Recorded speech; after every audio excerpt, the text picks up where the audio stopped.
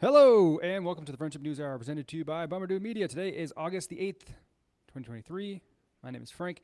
His name is Alex. Sir, your Sir. time is up. Oh no. What did I do? Generation Z, which is Uh-huh. not you, will be the last generation of Americans with a white majority, according to census data. How about that? We had a good run, Frank. I'd say. We had a good run. I'd Oh, say. that's interesting. Isn't that crazy? I know in like some areas, particularly in like Southern California, where Mexican is the majority Hmm. minority as they like to call it. You can still be a minority even even though you're in a majority. But apparently, and this is from the Hill, Gen Z will be the last generations with a white majority. Interesting. Um, I saw a picture the other day saying I think it was like 100 or 200 years from now, average human, and it's pretty much we're all just going to be light skinned. really? We all, yeah, it's all. I mean, and these are just forecast guesses and stuff, but I guess it makes sense because our grandparents and our parents' generation usually stuck to their own kind, if you will. Mm-hmm. Um, and I think that obviously is changing more and more and more. You see more and more, mixed couples and things like that. So it would only make sense that the kids would become increasingly more mixed. But Right. it is weird to think about everyone kind of just being light skinned, kind of looking the same someday. I would think that like the darker pigment would win out. No, You would think so. You would I think would so. think But so. yeah, I don't know. It's weird. I always Hmm. think about that, like, because we all come from the Fertile Crescent, supposedly. Supposedly. So we all would have started with darker skin tones, based just Supposedly. living on the equator and that happening to our skin due to the sun. But it's like, how did it change so drastically in such what to me seems like a short ass time? Because like even Native Americans still had like a darker skin tone to them, and they lived in America. It super like how what is it? It's the melanin in the skin that activates from the sun, and that's why people have darker skin color. Correct. Right. So I mean that obviously makes sense in Africa and countries close to the equator, but like African Americans still had that hue. But then you go just north of Africa, 1,000, not even 1,000 miles up into Europe and stuff, and people are like pure white. Pure white. Like how did that over time? It just doesn't seem like enough time would have passed for that to happen. Right. Yes, you'll have to remind me that we need to do an entire episode and maybe get an anthropologist on here to talk about how the out of Africa theory is almost completely false. Yeah, yeah. And Man, just thinking of it from there, it's got to be. you can see the ancient Egyptians Mm-hmm. were very light skinned, had blue eyes. Really? Oh yeah. See, I just assumed that they were black, being from Nope, Africa. not at all. It's in a Hmm. lot of the texts. Even today in like Pakistan and like Syria and the parts of that parts of the world, there's pockets of homogenous tribes that are light skinned, fair skinned, blue eyes, um, and it all kind of goes back to the idea of the Aliens. Aryans.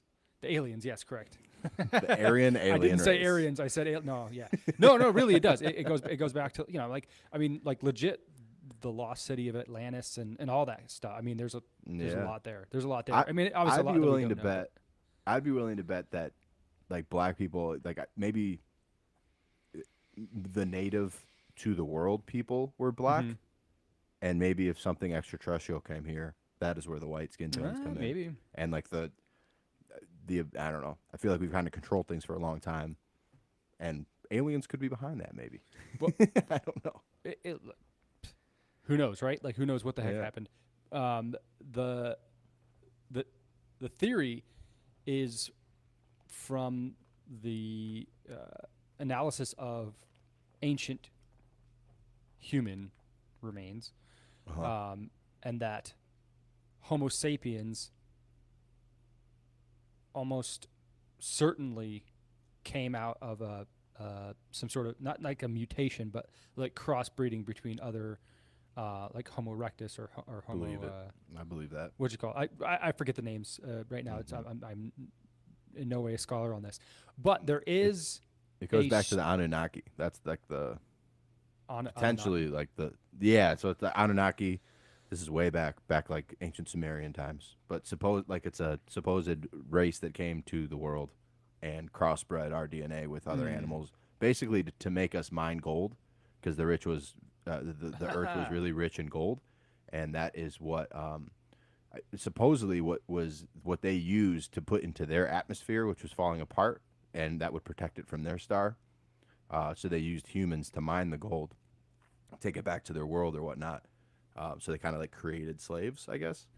And actually, in climate change and all the shit that's going on now, that's an idea that has just been thrown out recently that we should try to do. And there's text of this from the Anunnaki, I think, was over 12,000 years ago, from the scripts and shit that they found on them. So nothing, I guess, is proved or anything, but that is like a story I've heard of how we could have gotten here and why we're different.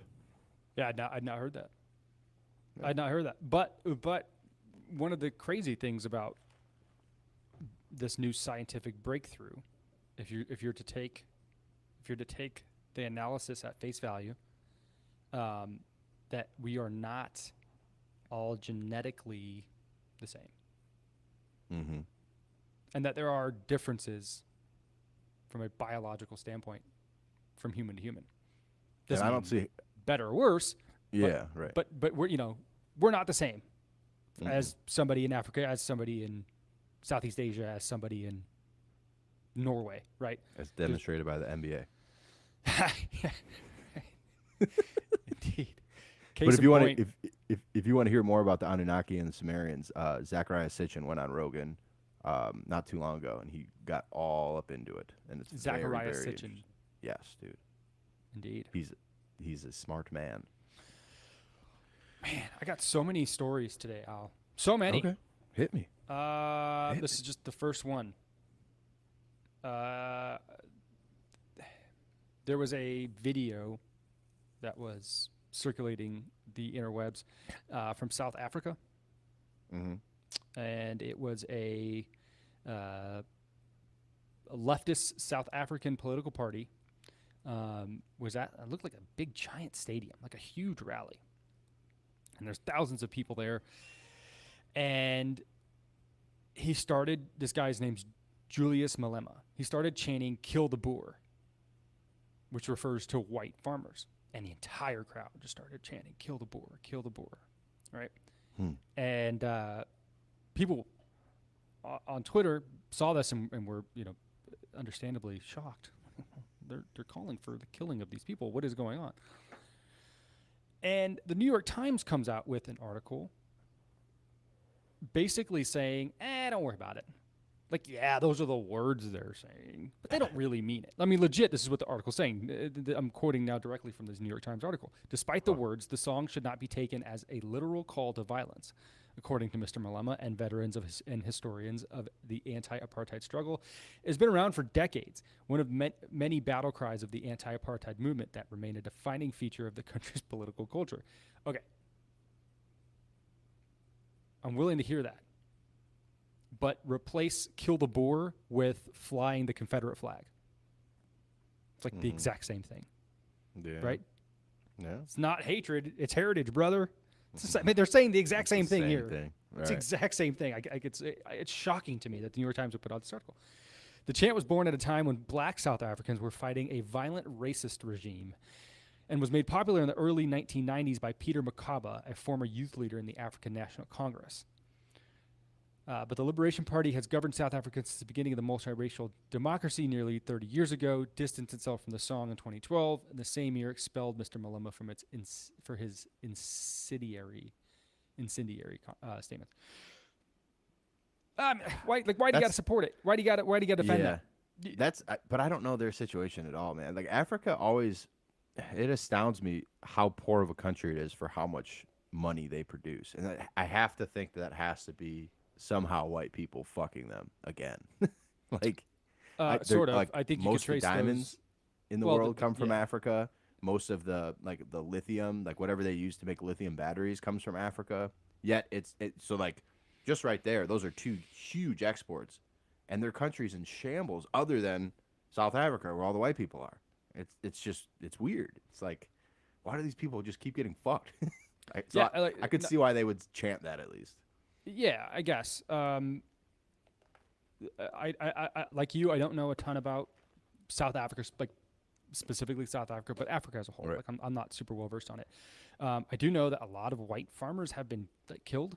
Yeah. This happened in Zimbabwe, I believe. Let me make sure I have this right. This is something that you want to get right.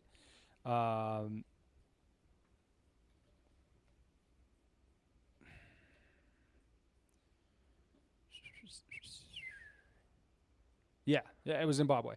Um, so in the early 2000s, thousands of white farmers were either killed or forced from their farms as a way for the, I guess, indigenous people. I don't know all the history, but they wanted to take back what they thought was rightfully theirs. And the problem was nobody knew how to farm except the farmers.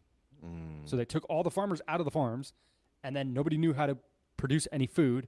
So they couldn't produce any food. People went hungry.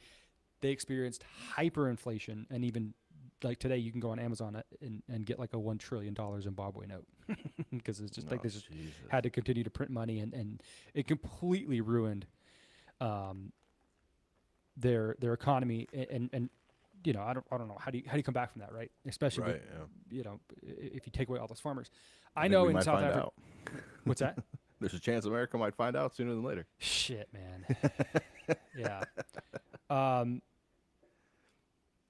but I know in South Africa, there's been quite a few murders of the white people, particularly farmers. I saw a video, and again, I don't know how true or how much to read into this, but it was a video of like a street lined with crosses, and it just kind of went on for like what looked to be miles. I mean, it may not have been that long, but it was a lot of crosses, right? So it's like, well, shit. I don't know what to believe in all that. Yeah. But there was a really interesting article that I read recently from somebody from Africa, and I can't remember where. But they basically made the point that it's communism that destroyed Africa, and that's how you get a lot of these despots in the Congo and in a lot of places in Africa, because they were sold the dream of communism, which started giant power struggles, and now that's basically all you have is power struggles. And they made the point that if democracy were allowed to flourish in Africa in the ways that it has in the West,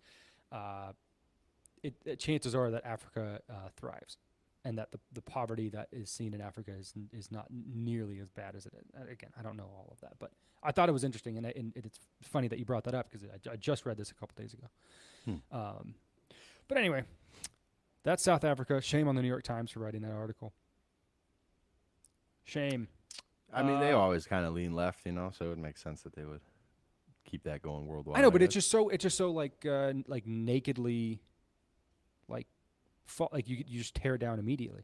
Yeah. If you make that same argument in South Africa, you'd have to apply it to America, and you know, and allow for some duplicitous things, right? Like, not even anything controversial. Like, hey, maybe we should not tear down the statue of Andrew Jackson because of yeah, he was a slave owner, but it was a different time, right? Yeah, like, how do you feel about the exact Andrew same Jackson? argument. That's How do you exact feel same about argument. him? I don't know anything about Andrew He's Jackson. like so divisive. Like, people either love or hate that dude. Like, I think we attribute our entire banking system to that man, right? Isn't that like his big To be thing? quite honest with you, I don't know very much. No, about Andrew yeah, Jackson. I think that was the case. But then, like, He's on the $20 bill, but I think he was a really, really big piece of shit. yeah, he was not loved. I believe. Yeah. But no, Did you hear about this riot in New York? dude. Yes. Wasn't What it the over hell, man? PlayStations? Wasn't it PlayStation It was over- giveaways? Yeah. Do you know who the streamer was that? Yeah, that he's like started the this? biggest streamer, one of the biggest streamers in the world. Kai Cenat. Hilarious. I've never Yeah. heard. It was Kai Cenat. Is that how you say Yeah, it? he's huge. He's big on like you know Aiden Ross. You ever heard of that dude? Yes. He's like good friends with him, and like I think they're on Kick now. I think they stream on Kick because Twitch was doing crazy shit. But yeah, like Kai Cenat holds the record for like the most Twitch followers ever before he got kicked off of that platform. He got kicked off, huh? He got kicked off, yeah, because he was basically. It's a long story, but like when he became their biggest streamer, they sent him a pair of shoes that he didn't like really give a fuck about. They were like custom shoes, and then someone else that I think was trying to get him to kick sent him like some sick nasty shoes that like you could tell he liked way more and was talking all about him, and so they kicked him off, platform for promotion. Now, they're tightening down on your ability to like market other companies on their website, I see. so they use that as the way to get him the fuck out of there. Damn. Yeah. Well, he is facing charges of inciting a riot and promoting an unlawful gathering in New York City after he drew thousands of his followers, many of them teenagers, with promises of giving away electronics, including a new PlayStation. Now, I've not heard in any of these stories that I've read that they actually got the PlayStations, but there were thousands of kids in New York. I mean, thousands of them. It was nuts, dude. And it was really, I mean, pretty abhorrent behavior. I mean, it's like for no reason jumping on cars and like breaking shit and just acting like a bunch of hooligans for absolutely no reason. Let's see. He was released Saturday from police custody and was giving a notice to appear in court. The mayhem in New York City's Union Square on Friday afternoon put further focus on the hold social media influencers have on the people who follow and fawn over them. I'm not sure this guy should do any jail time, but I think for sure you need to send a message that you just can't direct. You know, you have responsibility over the thousands, if not millions, of people that watch you. And if you're going to do something like that, you got to think it through a little bit more, right? It can't end up in a riot in the middle of New York City. Or I'd assume get permits. Like, the figure you are online and like the impact you have, and when you say, hey, come and we're going to give a bunch of shit away, you know what that's going to turn into. Like, I'm sure there's ways to get permits in New York if you really want to do that, like, because that's good for your brand, obviously. Like, if they did this the right way and there was police and it was more structured, it would have been, a good look and a bunch of people, but instead it just turns into what it turned into, and it's like I think he's facing what, 2 felonies? Yeah. Or like, hey, we're gonna be at this big giant park, right? Come to the park. Don't go to the middle of New York. Police arrested 65 people, including 30 juveniles. Several people were injured, including some with bloody faces. At least 4 people were taken away in ambulances. He probably doesn't feel good about that. I don't know. Maybe he's. I don't know. How old is he? Do you know? He's younger. I don't know his exact age. In his defense, though, I saw several videos of him like saving. 21. 21, yeah. Yeah. I saw several videos of him saving some people from being trampled and like one. Oh, he was there. Yeah, he was definitely there. Oh yeah, that was like the main big draw, I guess, like that he was there giving away shit. But I did see footage, and maybe this is just like put out by his team to make him look better. But it was him like doing the best he could to like protect people that were in bad situations due to the crazy shit that was going on. So at least he tried. Yeah. Yeah. I don't know. Not a good look. Not a good look for the youth. Yeah, really, dude. Not a good look for the youth, Dude, I go have fun. Look, I did my fair share of things in my day. I'm not gonna sit here and like chastise kids for being kids. Go get in some trouble, but like this is ridiculous. You know what I mean? Well, now we sound old though, and I'm trying to think of an equivalent, or maybe there wasn't even one when we were younger. But like, we sound old chastising that. But you're right. Obviously, like that was for a plethora of reasons why that was just heinous. But like, I'm trying to think of like something when we were younger, in the same vein of craziness that like we would have been like, oh no, dude, it's our right to be out there. We're just having fun. Da, da, da, da. I would have been in that mob. Yeah. I probably would have, man, because I didn't give a fuck when I was a kid. I didn't care. Yeah, right. If like Lock me Lincoln up, I don't give a Park, shit. Put me if in Lincoln jail. Park threw like a big free concert in Times Square, we all would have been in that bitch. Right. Like going crazy, big giveaway or whatever for a PlayStation 2. Yeah, I can tell you this though. In my whole life, I've hated crowds. Never liked crowds. Never liked waiting. So I don't know. Maybe I wouldn't have been there, or maybe I'd have just been there to just be there. Just to be in the mix. Yeah, it's true. Because Crowds it is it's exciting. You're a uncomfortable. kid. Yeah. I don't know, but I love it at concerts. But I hate it elsewhere. I hate like crowded stores. New York's overwhelming for me. It's fun to go visit, but like I would never live there just because of the sheer mass amount of people.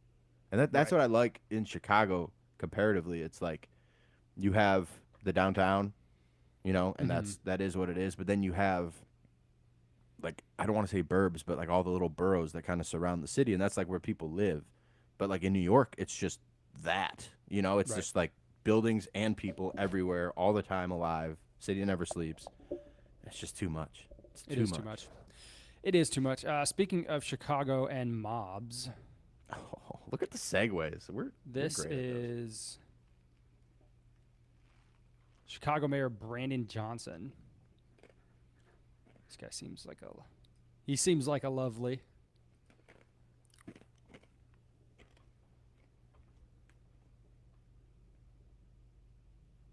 That's not appropriate. We're not talking about mob actions. I didn't say that. Okay, hold on a second. Okay, respectfully, these large gatherings, just hold on a second, y'all. I promise you, we have time to talk. It's important that we speak of these dynamics in an appropriate way. This is not to obfuscate what is actually taking place. This was the scene near Roosevelt and Canal Sunday night. Groups looted a convenience store. More than 36 teenagers were arrested, along with a 12-year-old and at least one 20-year-old. Store owners say it was the second such incident in that area in just the past few weeks. And today, Mayor Johnson commended Chicago police for the way they handled it. To the best of their ability, I believe that they attempted to engage with our young people, with community partners, giving as much warning as they possibly could. And, unfortunately, arrests, were made. It's so soft. You saw that video. I mean, if you're not watching it, the video was hundreds. I think the total was between 300 and 400 youths convening on a 7-Eleven and just completely tearing it to shreds, looting the entire thing, just like acting like absolute feral animals. And the mayor was so conscious to not use language like mob. He didn't want to use the word mob. It's just like, what does it matter at that point? Call them whatever the fuck you want. Call them sweethearts. I don't care. But like, your focus on this language, and then also, unfortunately, arrests were made. Unfortunately, arrest all of them. Are you kidding me? Look at what they're doing to the 7-Eleven. Unfortunately, you preside over a city that's ridden with crime. I don't think people have much more tolerance for this shit out. I have a lot more examples for us later in the show, but speaking about this one specifically, I know that this mayor was elected and that there were a lot of people on the right that warned about him being, left of left, and that he would make Lori Lightfoot look like a vacation compared to his policies. I don't know anything about him. This is kind of my first introduction to his policy in the limelight. But it's just not a good look. Like why be so soft on it if you know this is a problem that? And I don't know if you heard the reporters that were interjecting, but he was like saying like, these groups, without using that language, these groups, and the one lady in the back was like, they cause destruction. And he was getting pissed because he wouldn't let it, but like, call me whatever the fuck you want. I mean, who cares? Definition, expert, like right out of Oxford Languages Dictionary, a large crowd of people, especially one that is disorderly and intent on causing trouble or violence. I don't think there's a better word. Yeah, like it's true. I know he's trying to like disassociate these young kids and the shit the kids do from like the idea of like Al Capone, which is something that hangs over Chicago a little bit. But that is what's going on here. Like that's a mob of youth doing crazy shit. Like it's got to get shut down. I will say though, I like this guy way more than Lori Lightfoot. One, he's fucking from the area. Lori Lightfoot was from Ohio and just out of touch. She was a failed experiment here in Chicago. This guy, I might not agree with most of like his political shit, but I as a politician and whatnot, I do like how he carries himself. Like even getting pushback from those reporters, he was cool, calm, collected, respectful in how he was engaging back with them. There's things I see that I like from this guy, at least compared to his predecessor. But yeah, I mean, trying to like clean up the language when it's very obvious what we're looking at is it's a little silly to me.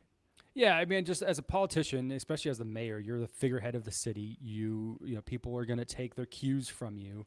Um, it seems, and this is CBS reporting, right? So I didn't see the whole press conference, but in this clip, it seems as though what is most important to him is not necessarily what had happened, but the language surrounding what had happened.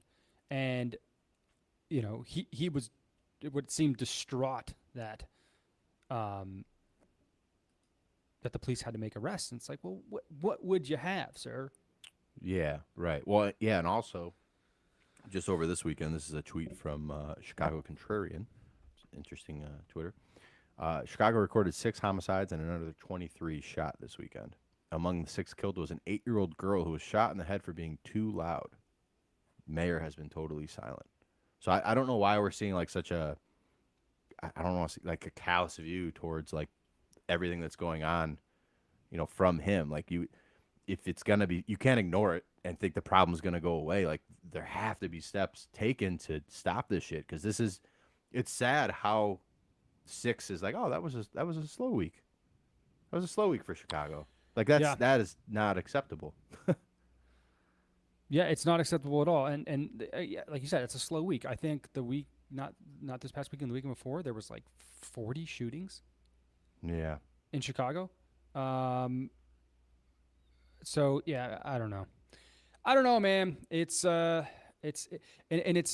just Chicago. Here's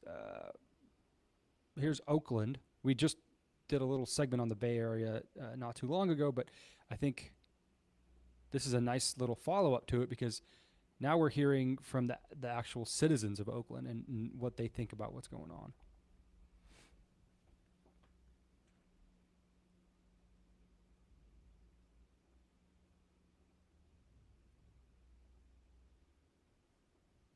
I love Oakland. It's very hard for me and my son, especially my son. So Kristen Cook is leaving Oakland, California. Be careful. After living here her entire life. Can't take it anymore. I got to the point I was too scared to leave my house. Cook blames brazen assaults and robberies in broad daylight, break-ins, and home invasions across the city, as Oakland sees a surge in reported violent crimes this year compared to last. While homicides are down, robberies, burglaries, and rape are all up by double-digit percentages. Everyone we talk to says it doesn't matter your race, your income, everyone seems to be a target, including carjackings like this one. No. Now they're carjacking people at stop sign, and my son is about to start driving. The fact that I am being pushed out because I emotionally can't take it anymore is horrible. But Tony Bird is staying. She lives with a locked front gate and 5 security cameras. Bird says Oakland police recommended steel braces for residential doors and air horns. The idea is if you set it off, your neighbor would hear it, set theirs off, and more people are alert that there's danger. That's how people in Oakland have to live now. With air horn rape whistles. Air horn rape whistles and, put bars over your windows and your doors of your house to stay safe. I see that everywhere here, man. I'm sure you do. You go west side, south side of Chicago, you won't find a house that doesn't have gates out front with locks and doors and windows, gated or locked. It's sad, man. It's so sad. It is sad. And, it used to be that Oakland and actually East Palo Alto, because of zoning and the way that they zoned Palo Alto, was at one point, not too long ago, the murder capital of the United States. Oh. And some of these homes are like in the backyard of Stanford University, which is hilarious. So it used to be that there was pockets of the Bay Area that had terrible crime, and now it's everywhere. This is a woman in San Francisco. Just getting groceries, and I live in San Francisco, and I never really feel fully safe. If you live in San Francisco, I'm sure you know what I'm talking about. And I just got groceries. I'm walking out of the store, and this guy is walking past me and says, "Move, you stupid bitch." And he spits in my face, spits all over my face. And then I say, "Excuse me, did you just spit in my face?" And he says, "Move or I'll rape you." There's also people everywhere, and everyone's just walking by because they're like, I can't handle something else in San Francisco. It's always something else. I don't even know why I'm posting this. If you live in San Francisco, do you feel this way all the time? I don't feel safe, ever. I literally never feel safe. It's better when it's daylight. But nighttime, no, not leaving my house. Move or I'll rape you. I don't know. I'll call Blue's Clues on that one. But also, like in all these cities, dude, like if you're not comfortable, get the fuck out of there. Like, Right. that's why you're seeing the mass exodus of all these cities, and they happen to mostly be Democrat run. It's just not the policies in place are not effective, and like obviously we see it in the inner cities, but like now it's leaking into the cities and affecting white people a little more, and they're like, hey, I don't like this. Right, and it's funny that you say white people because that happens and has been happening to Asian citizens of San Francisco for years and years and years. Like Really? bad, like dude, oh my god! If I took the time to scour the internet, I could find video on video on video, and it's usually black on Asian crime. Like for whatever reason, I don't know why, but it's almost exclusively black people. Like either like punching an Asian person for no reason, or like there have been stabbings. Pushing over old Asian. I don't know what it is. I don't know why that exists, but it's anyways. This is from the Wall Street Journal, asking why San Francisco is a homeless mecca. I think vagrancy has a lot to do with the feeling of not being safe and the unpredictability of somebody who's homeless and most likely on drugs. California has spent more than $20 billion on housing for the homeless since 2020, yet public encampments continue to grow. As San Francisco progressives are learning, government can build more shelter, but that does not mean the homeless will use them. The city of San Francisco released data last week showing that 55% of homeless individuals rejected shelter when offered it. I mean, what have we said on the show? Right? Like you can't force somebody to be a participant in their life. You can offer them something, but there's absolutely no guarantee that they're going to take the help that you're trying to give them in the first place. And I think that's like this savior complex that we have, that we think we can just give people things. And it's like, oh, well, if this were me and I were, I needed a help, I would be able to accept this, right? It's like, right. these people don't give a fuck. What are they obviously just care about getting their next fix. That's the only thing they're concerned about, especially if these shelters are not allowing the residents to use drugs or have to take a drug screening, things like that. I don't give a shit. They were doing just fine on the street. Let's see.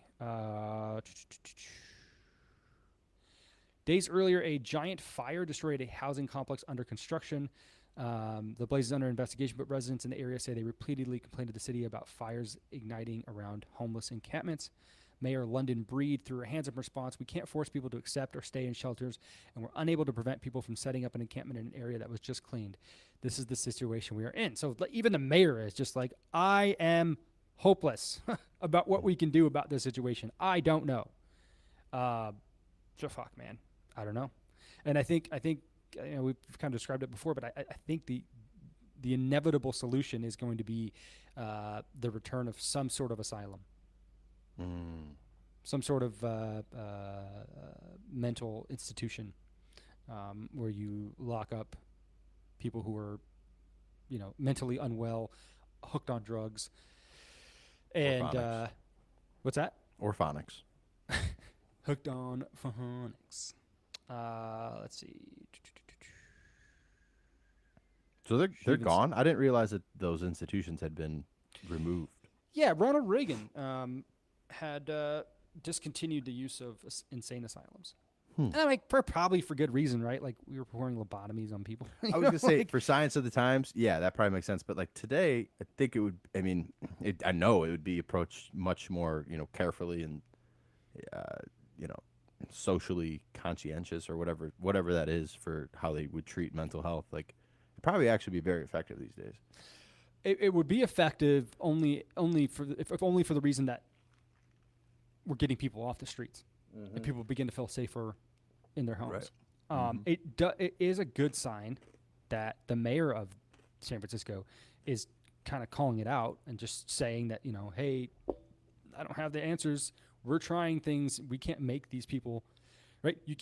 I've said it a million times. You cannot force somebody to participate in their own lives that is not participating in their own lives. That's the problem. These people don't want to participate in their own lives. So you give them their help, and what do they give a shit about your help?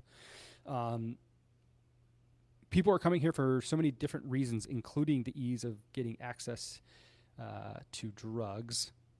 The mayor recently noted, since 2016, San Francisco homeless budget has ballooned to $672 million from $224 million. Yet the number of homeless in shelters has increased by a mere 736. Oh my God. Hold on a second.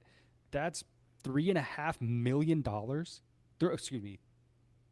$350 million. $350 million. $350 million in the past 7 years. And they've only been able to get 736 more people into shelters. Oh so, and look, that's not San Francisco's fault. I mean, the policies are absolutely San Francisco's fault. The reason that people feel comfortable going to San Francisco and living in the street and taking drugs absolutely has to do with the policies that San Francisco has enacted. But it is not their fault that they can't fix that problem. They created a problem that's unfixable unless you round these people up and you get them sober and you force them to not take drugs and, sedate them for 2 weeks and put an IV in their arm and clean them out. I mean, to me, that's the only solution. And I think that's inevitably what's going to happen. Let's see. San Francisco homeless epidemic is a result in large part of the familiar problems of drug addiction and mental illness, but a particular problem is the refusal to prosecute drug crimes. In 2014, California's Prop 47, which was backed by Governor Gavin Newsom and other progressives, effectively decriminalized drug use and shoplifting. Localities cannot use the threat of jail to induce addicts to receive treatment, which is probably a good idea. Mm-hmm. They don't use jail as a method of trying to get people clean, but crime's a crime. So I don't know how you fix it. Luckily, the United States is not the only one with problems. Are you familiar with Alexei Navalny? Alexei Navalny.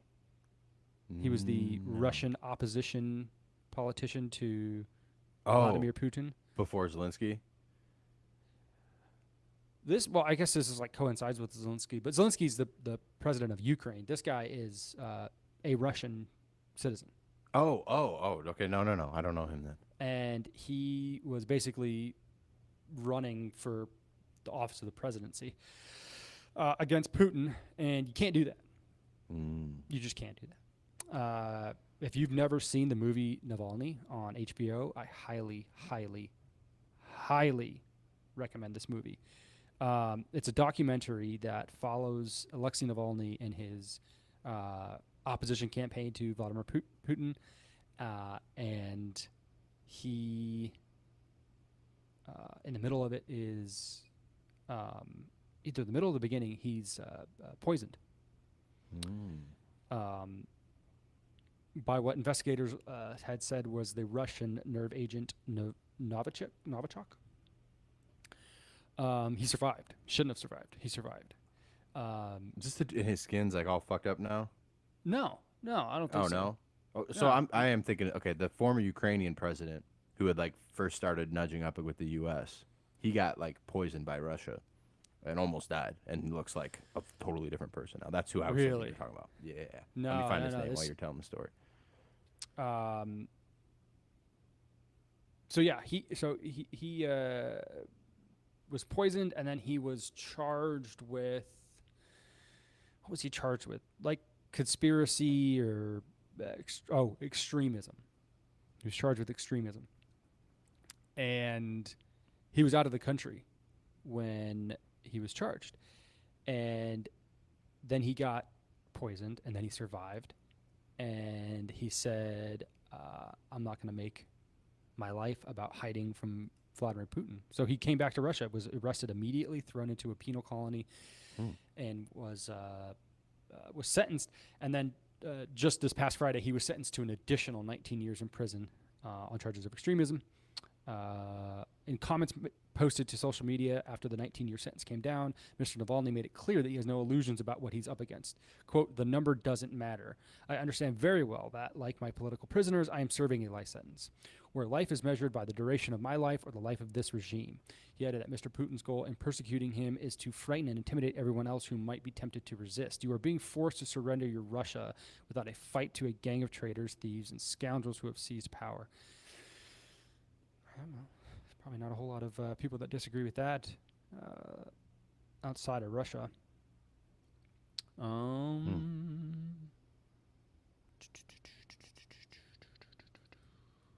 Yep, that's all I got on Navalny. But I do recommend going and watching that movie. It's really, really good. And it's sad. It's like kind of heartbreakingly sad. I'll check it out. What else do we got here?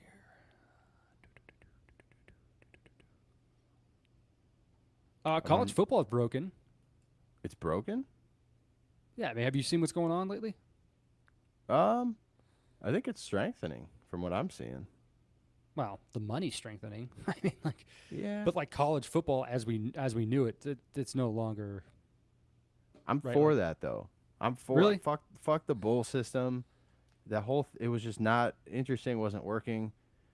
If it takes the obviously like the temptation of making more money to fix it, I'm about that. What we're gonna eventually see now that they're moving towards like 2 or 3 major conferences is like a large playoff format in a few years. It's moving towards like what March Madness does. I'm for it, man, and I'm excited because now I get to, I mean, as the Big Ten has added USC, UCLA, Oregon, and Washington, like now we're getting to see some more talent, some teams that we really never got to watch those games over this way. And I know you got to see them all the time on the West Coast, but I never really got to watch those teams, and I think that ups the level of play in the Big Ten. It stops it from, Ohio State ran the Big Ten for 10 years. If more of these bigger teams are in there, maybe that doesn't happen, or it kind of adds a little bit of flavor to it. It shakes up recruiting. You won't just see all the big people go to Bama, Clemson, Ohio State. Like it shakes it up to where some schools, like a Washington or UCLA, that haven't been like as big now have a chance to shine in a bigger conference with more eyes on them. More recruits will want to go there. So I think it shakes up the spread of talent a little bit too. So I'm for it. I like what I've been seeing. The Big Ten Conference will now have 18 members. Yeah, they got to change their name, I think. The Pac-12 will cease to exist after 2024, as there's only 4 members currently that will survive from everybody else's exodus. The Big 12 is now up to 16 members, which is the same as the SEC. And yeah, I don't know, man. I get look. I think this is the inevitable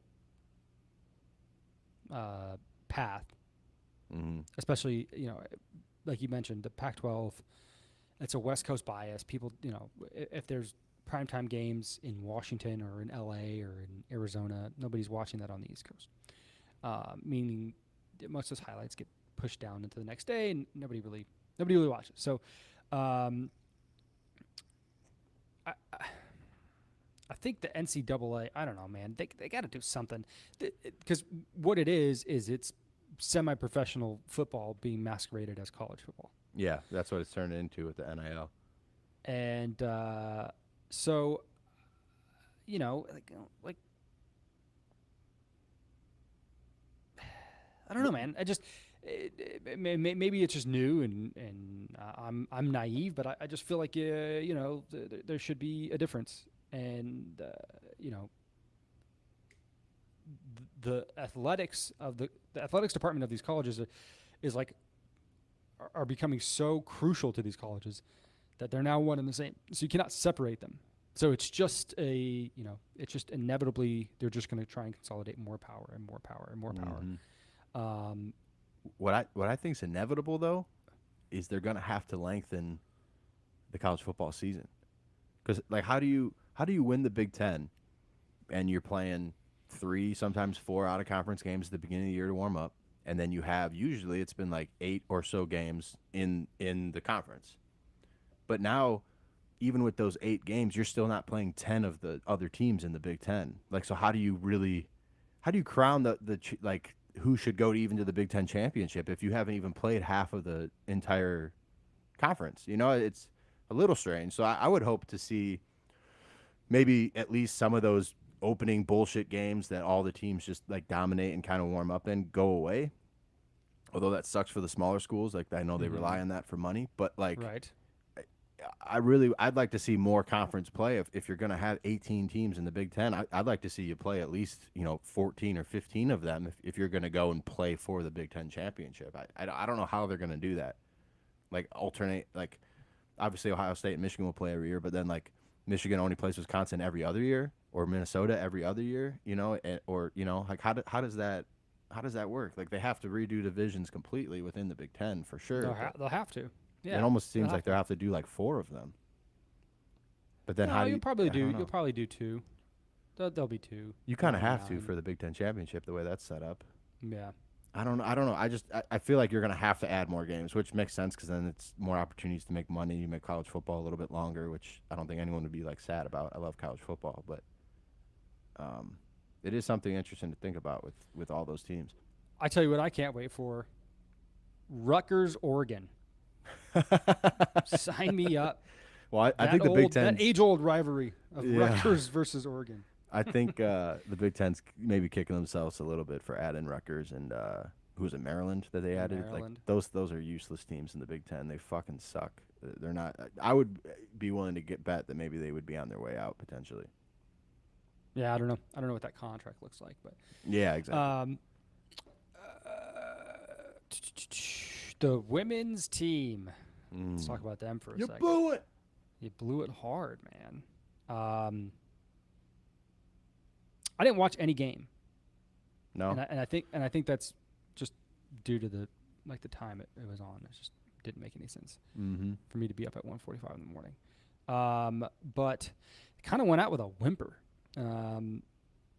The U.S. women's soccer team suffered its worst ever finish in a major tournament this week, playing to a scoreless draw with Sweden and then losing on penalty kicks in the Women's World Cup round of 16.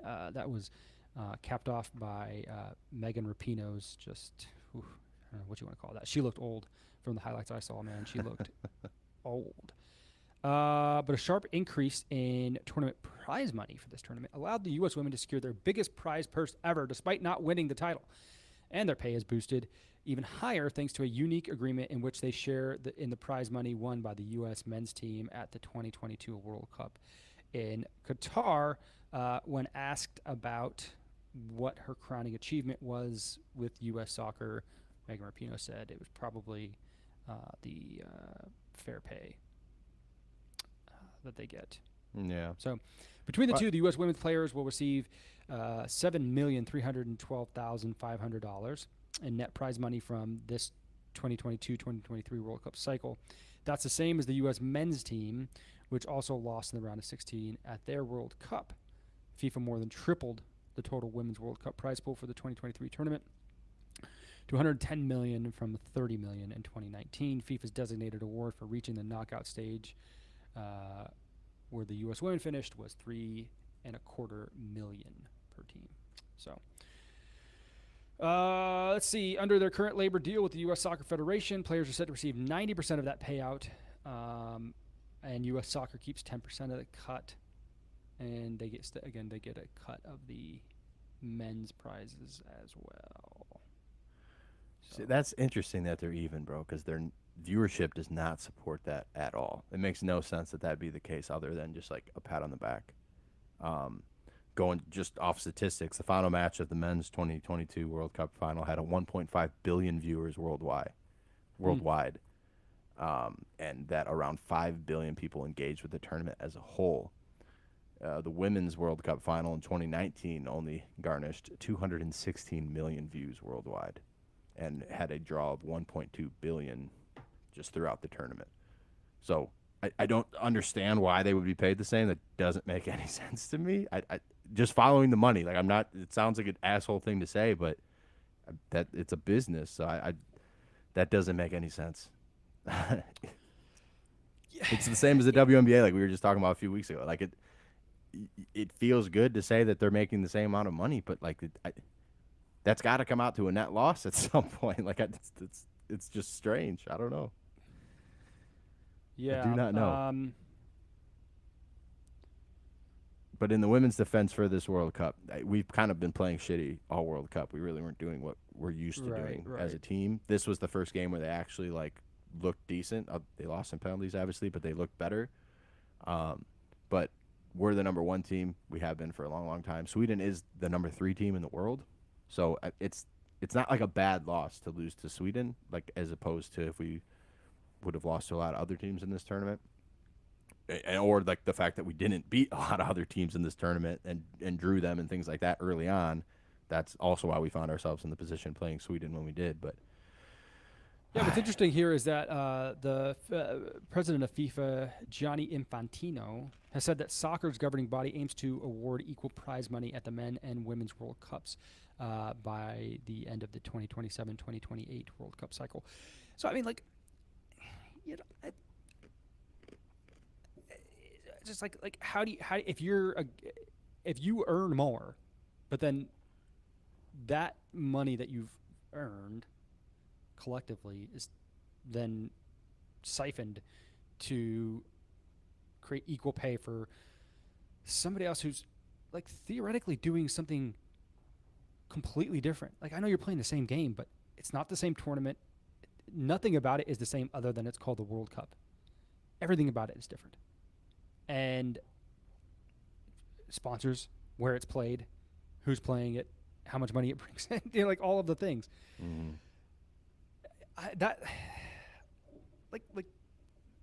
Short of saying that like women shouldn't get paid as much as men, it seems I'll always have an issue with that argument. That like, in order to make pay equal for doing this, for playing the same sport, we're going to have to take from the men. It's like, well, yeah, that's sure to ruffle some feathers, you know, that's going to make people upset. Like that's, I don't know. But I do think that it's different looking from the sports world, which is like a business that makes, you know, makes money and has concrete data as far as sponsors and viewership and all these other things. Then you bring it into the work, like a normal workforce. I do think that like women in the workforce there shouldn't be this pay gap that we've always seen. Like, and it seems like it's increasingly getting smaller, but like that doesn't make as much sense to me. The only thing I'll say is that like the idea of maternity leave would make that a little bit less, because you're gonna have months, 3+ months of not working and getting paid. That's got to be considered. There's got to be some trade-off leeway there, but otherwise, like, right, you know, it should be more equal. Most of what is presented to us is not like, hey, this person and this person do the exact same job, and this guy, for having a dick, gets paid 20 cents more an hour than this person. That's not what it is. Yeah. It's almost always looked at collectively. So it's like men in this field or in this, you know, whatever, like however you want to group them, make this much. Women make this much. And there's a gap. So, okay, what are the men doing? What are the women doing? How many more men than women are there working? Like, is there some sort of bias? I'm sure there is, right? I'm not here to deny that. But also, it's like, in this instance, when you have to take from somebody else to make it equal, then it was never equal in the first place. Yeah, exactly. Or like with the WNBA, when reality. ESPN and the NBA have to subsidize your league, and you still don't net a profit. Like, you know what I mean? You know, I'm all for it, but at the end of the day, it's like, if you can't stand on your own accord. Yeah. Other thing I wanted to say about sports, I didn't mention this with the WNBA. If women are so concerned with that, then they should support women's sports more. It's not on men to all of a sudden, as being like the main sports fans of the world, change what they watch just because socially you should be told to do this. Right. You know? I don't know. That's always what I've thought. All right, Just the thought of Alex Kenzie. Where are we at here? All right. Let's finish strong. This is going to be frustrating to people who are just listening. but damn it, I don't care. What we're about to watch is a brawl. It's a brawl in Alabama. I'll give you some background before I show you this. There was a riverboat operator who was asking a group of people in a pontoon boat to move their boat because it was parked. It wasn't parked where it was supposed to be, and this riverboat needed to. It had rights to that parking spot. So the riverboat operator came on to the pier and basically told the guys, "Hey, move your fucking boat. I need this space." And the people who were in the pontoon boat got violent with the riverboat operator. Now, for what it's worth, the riverboat operator who needed the parking space that the pontoon boat was not supposed to be parked in is black. And the people in the pontoon boat who were parked incorrectly were white. Chaos ensues.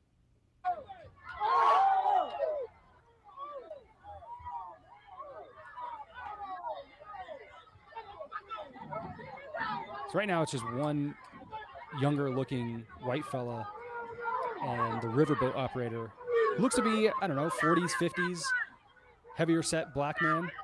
And he's getting jumped right now. Now it's 5-on-1, 6-on-1.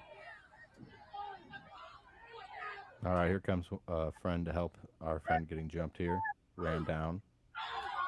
The best one's about to happen right here. Yes, dude. A dude comes swimming up. Dude. So it looks like there's a dock and then maybe about 50 feet of water and then the dock where the brawl's happening. And there's a young gentleman he's swimming that channel to come to this riverboat operator's aid. Defying stereotypes as well, I will mention. Ready to throw down.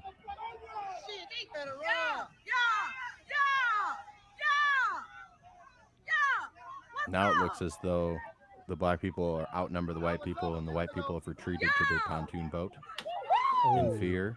Got fucking rocked. Oh, yeah. He's feeling that one.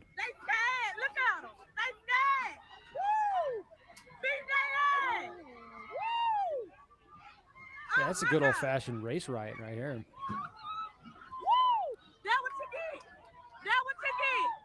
That's what they get. That's so true, man. I agree. Try to jump a black dude. Yeah, there's no point in getting violent with that man who's telling him to move. Oh, someone just got pushed in the water. Get in the water.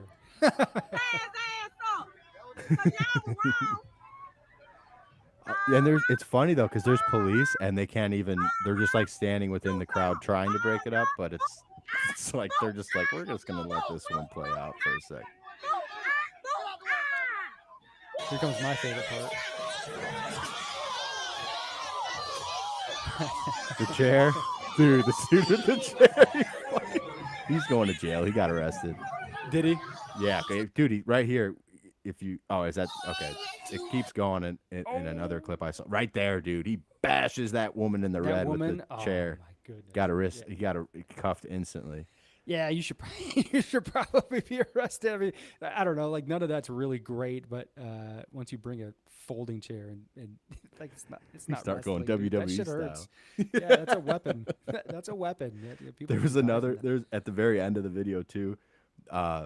This. Like one of the guys was getting cuffed, and there's this black dude and a white woman that were kind of like in each other's face just a little bit, and the black guy just kind of nudges her into the cop, and the cop turns around and like pushes the white lady, like, get the fuck away from me. He just kind of set her up. It's pretty funny. Well, yeah, I'll give you some facts on it. The brawl appeared to start when a pontoon boat prevented a larger riverboat from docking. When the black riverboat worker objected, he was attacked by a group of white men. The conflict escalated when a group of about 6 black men from the riverboat confronted the white party. Cheered on by bystanders, they beat the 3 white men and 2 women, and at least one of whom who could be seen first striking others by running up and throwing her body into them from behind. At least 2 of the women jumped or were pushed into the river. A third was beaten over the head with a folding chair. After the arrival of police officers, the brawl subsided and then briefly reignited before police began cuffing the participants, black and white. Montgomery's mayor, Stephen Reed, said in a statement on Sunday that several people involved in the fighting on Saturday have been detained. Quote, this is an unfortunate incident which should have never occurred. Agreed. In the face of adversity, Aaron selfishly came to the rescue of a fellow colleague, showcasing courage beyond his years. The statement from publicist Makina Lashia read.